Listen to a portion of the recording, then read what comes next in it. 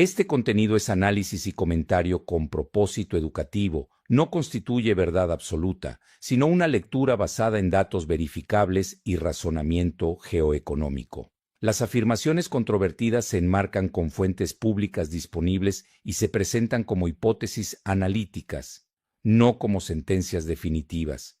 Observo el tablero global desde una posición que pocos están dispuestos a ocupar. No hablo desde el pentágono de ninguna potencia. Hablo desde una esquina del hemisferio sur donde la claridad no está contaminada por lealtades obligatorias ni por narrativas prefabricadas de los centros de poder. Y lo que observo en este momento no es simplemente un reequilibrio de fuerzas militares. Es el colapso estructural de un mito que ha sostenido el orden internacional durante 30 años, el mito de la supremacía militar incontestable de Estados Unidos. Permítanme ser directo. Cuando analizo las capacidades militares reales, no me guío por el ruido mediático ni por los desfiles propagandísticos. Me guío por tres vectores fundamentales: tecnología efectiva en campo de batalla, capacidad de disuasión nuclear y doctrina estratégica adaptada a la guerra del siglo XXI. En estos tres ejes, Estados Unidos ya no lidera, y no lo digo yo, lo dicen sus propios analistas cuando hablan fuera de micrófono. Lo dicen los fracasos operacionales que se acumulan. Lo dicen los presupuestos de defensa inflados que no se traducen en superioridad táctica. La arquitectura de este cambio comenzó a edificarse hace 2 décadas, pero el punto de inflexión visible llegó en los últimos 5 años. Rusia presentó sistemas de armas que rompieron el equilibrio estratégico que Estados Unidos daba por sentado. Hipersónicos. No hablo de proyectos en fase de prueba. Hablo de misiles hipersónicos operacionales desplegados en múltiples plataformas, el Kinzhal, el Zircon y más recientemente el Oreshnik. Estos sistemas viajan a velocidades superiores a Mach 10, 10 veces la velocidad del sonido. A esas velocidades, las trayectorias son impredecibles. Los sistemas de defensa aérea convencionales, incluidos los Patriot, los THAAD, los Aegis, no pueden interceptarlos. No es que tengan dificultad, es que no pueden, físicamente, matemáticamente, no pueden.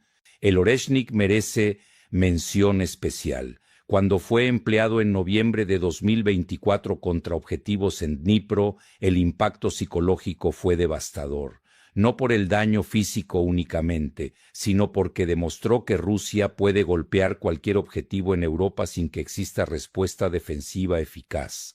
El sistema utiliza múltiples vehículos de reentrada independiente, cada uno con capacidad de maniobra en fase terminal. Esto significa que incluso si detectas el lanzamiento, no puedes predecir el punto de impacto hasta segundos antes, y segundos no son suficientes para respuesta cinética.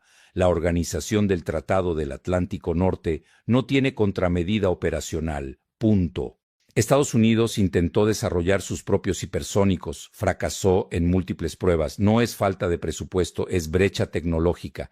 Es brecha en ciencia de materiales, en propulsión, en sistemas de guía a velocidades extremas. El programa AGM-183A fue cancelado después de fallos repetidos. El programa Long Range Hypersonic Weapon del Ejército tiene años de retraso. La Marina canceló su Conventional Prompt Strike inicial. China también desarrolló hipersónicos operacionales, el DF-17, el DF-21D y DF-26 con capacidad antibuque. India está en fase avanzada con el BrahMos II. Estados Unidos lleva años de retraso, y en términos estratégicos, años significan generaciones enteras de ventaja tecnológica. Ahora, la pregunta correcta no es quién tiene más portaaviones o más tanques. La pregunta correcta es, ¿quién puede proyectar poder sin ser detectado y sin ser detenido? Rusia desplegó submarinos nucleares de nueva generación, la clase Borei, la clase Yasen-M, equipados con el sistema Poseidon. El Poseidon no es un torpedo convencional, es un dron submarino autónomo impulsado por reactor nuclear compacto. Puede permanecer sumergido indefinidamente, puede atravesar océanos sin repostar, puede portar cabezas nucleares de alto rendimiento. No hay red de detección antisubmarina que pueda rastrearlo de manera confiable. Es indetectable, es imparable y cambia toda la ecuación de la guerra naval. Este sistema opera a profundidades que los torpedos convencionales no pueden alcanzar. Más de 1000 metros. Las redes de sensores estadounidenses están diseñadas para amenazas que operan entre 100 y 300 metros. El Poseidon pasa por debajo. Además, su firma acústica es mínima. No tiene hélices convencionales. Usa propulsión magnetohidrodinámica. Silencio absoluto. Y su autonomía le permite posicionarse frente a costas enemigas durante meses, esperando orden de activación. Imagine la costa este de Estados Unidos. Imagine Boston, Nueva York, Washington, Norfolk. Ahora imagine que frente a cada una hay un Poseidon en el fondo oceánico, esperando. Eso no es ciencia ficción, es doctrina operacional rusa anunciada públicamente.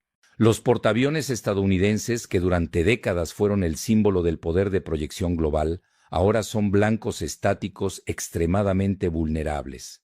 Un solo misil hipersónico antibuque puede hundir un portaaviones. Un solo Poseidon puede destruir una base naval costera con tsunami radiactivo. La doctrina naval estadounidense está obsoleta, y ellos lo saben. Por eso están reduciendo el número de grupos de batalla de portaaviones. Por eso están cerrando bases en el Pacífico Occidental. No es estrategia, es retirada disfrazada. Ahora bien, pregunto, si Rusia tiene esta ventaja tecnológica, ¿por qué la guerra en Ucrania se extendió tanto? ¿Por qué Kiev sigue en pie? La respuesta revela algo crucial sobre la doctrina militar rusa moderna. Rusia no busca conquista territorial masiva, no necesita territorio. Tiene 18 millones de kilómetros cuadrados. El concepto operativo ruso, articulado por el general Gerasimov, es guerra híbrida multidimensional. No es solo militar, es económico, financiero, energético, informacional, diplomático. El objetivo no es ocupar, es degradar la capacidad del adversario hasta que no tenga opción más que negociar en términos favorables. En Ucrania, Rusia opera con una fracción de su capacidad militar, no ha movilizado todo su arsenal, no ha usado armas nucleares tácticas a pesar de que podría, no ha bombardeado infraestructura energética de manera sistemática hasta hace muy poco. ¿Por qué? Porque la guerra en Ucrania no es el objetivo final, es un frente secundario en un conflicto mucho mayor. El conflicto mayor es contra la organización del Tratado del Atlántico Norte, contra el sistema de dominación financiero anglosajón, contra la narrativa occidental de que el mundo debe organizarse bajo un solo hegemón. La estrategia rusa es agotar a la organización del Tratado del Atlántico Norte sin darle pretexto para escalada nuclear. Forzar a Europa a elegir entre lealtad atlántica y supervivencia económica. Forzar a Estados Unidos a gastar recursos en un teatro que no puede ganar sin arriesgar escalada nuclear directa. Y funciona. La economía europea está en recesión técnica. La industria alemana colapsa sin gas ruso barato. La inflación en toda Europa es estructural. Las sanciones a Rusia fracasaron. El rublo se estabilizó. Las exportaciones rusas se reorientaron hacia Asia. La economía rusa crece mientras Europa se contrae. Observen los números. Alemania, la locomotora industrial de Europa, registró contracción del Producto Interno Bruto en 2023 y 2024. La producción industrial alemana cayó 20% desde inicio de sanciones. BASF, Volkswagen, Siemens, todos reportan pérdidas masivas y cierres de plantas. ¿Por qué? Porque el modelo industrial alemán dependía de energía rusa barata. Gas natural a $150 por 1000 metros cúbicos. Ahora pagan $400, $500 por gas licuado estadounidense o catarí. No es competitivo, no es sostenible, y Alemania no puede competir con China o Estados Unidos bajo esas condiciones energéticas. Y mientras tanto, China observa. China no interviene militarmente en Ucrania, no necesita hacerlo. China entiende que cada día que pasa Estados Unidos se debilita, cada día que Europa sangra recursos en una guerra que no puede ganar, el centro de gravedad económico del mundo se desplaza hacia Asia. China tiene 500 cabezas nucleares, Estados Unidos tiene 5000, Rusia tiene 5000. Pero China no necesita paridad nuclear todavía. China está ganando la guerra sin disparar un tiro. Está ganando en manufactura avanzada, en inteligencia artificial, en computación cuántica, en tecnología de baterías, en infraestructura de quinta generación, en dominio de tierras raras, en control de cadenas de suministro críticas. El Instituto Australiano de Política Estratégica publicó un análisis de 64 tecnologías críticas. China lidera en 57, Estados Unidos lidera en 7, permítanme repetir eso. De 64 tecnologías que definen el siglo XXI, China domina 57. Eso no es competencia, es dominio estructural, y la brecha se amplía cada año. China gradúa más ingenieros en un año que Estados Unidos en 10. China invierte más en investigación y desarrollo que Estados Unidos y Europa combinados. China construye infraestructura a escala que Occidente no puede imaginar. Veamos tecnologías específicas. Baterías de estado sólido para vehículos eléctricos. China. Semiconductores de carburo de silicio para electrónica de potencia. China. Tecnología de fusión nuclear avanzada.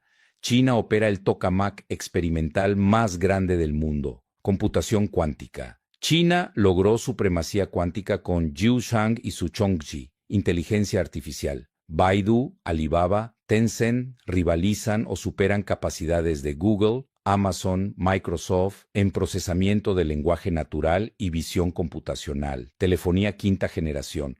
Huawei y ZTE dominan patentes esenciales. Estados Unidos prohibió a Huawei no porque sea amenaza de seguridad, porque es amenaza tecnológica.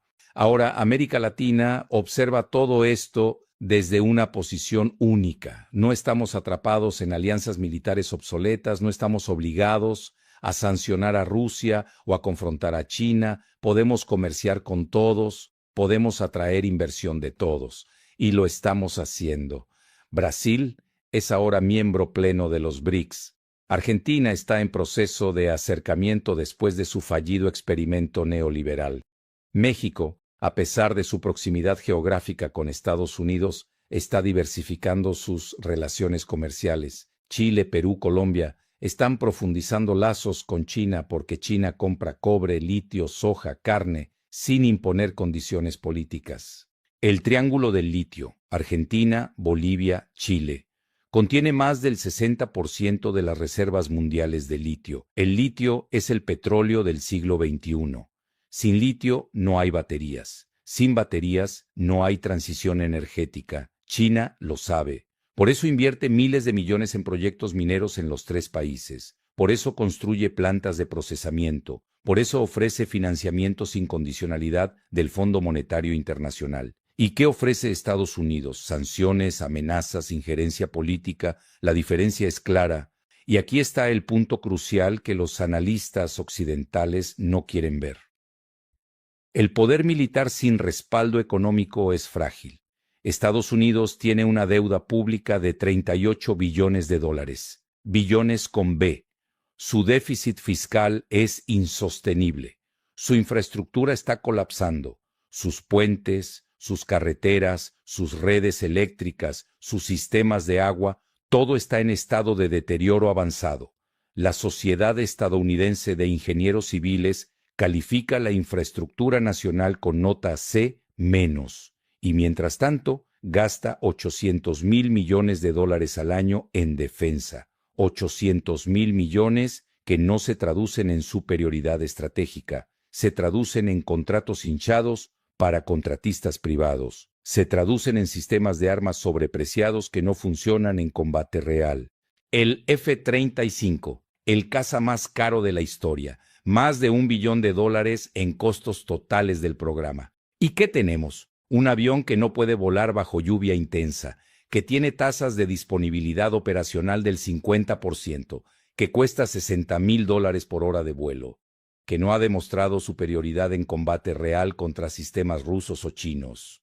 Es un monumento a la corrupción del complejo militar industrial estadounidense. Ahora observen la siguiente capa del tablero. La guerra ya no se libra solo en tierra, mar y aire. Se libra en el espacio, en el ciberespacio, en el espectro electromagnético. Rusia tiene capacidad antisatélite probada.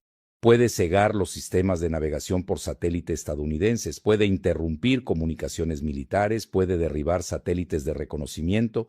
Estados Unidos depende absolutamente de sus satélites para operaciones militares modernas. Sin satélites, sus fuerzas son ciegas, sordas, mudas. China está construyendo su propia constelación de satélites Beidou, sistema de navegación independiente ya operacional, más preciso que el sistema de posicionamiento global estadounidense en ciertas regiones. China también está desarrollando armas antisatélite, está desarrollando estaciones espaciales, está planeando bases lunares, está invirtiendo en infraestructura espacial a escala que Estados Unidos no puede igualar con su presupuesto actual. La Estación Espacial Tiangong es permanente. La Estación Espacial Internacional será desorbitalizada en 2030. Después de eso, China será la única nación con presencia permanente en órbita baja. Eso tiene implicaciones militares, científicas, económicas enormes. Y luego está el factor humano. Estados Unidos tiene crisis de reclutamiento militar, no puede llenar sus cuotas.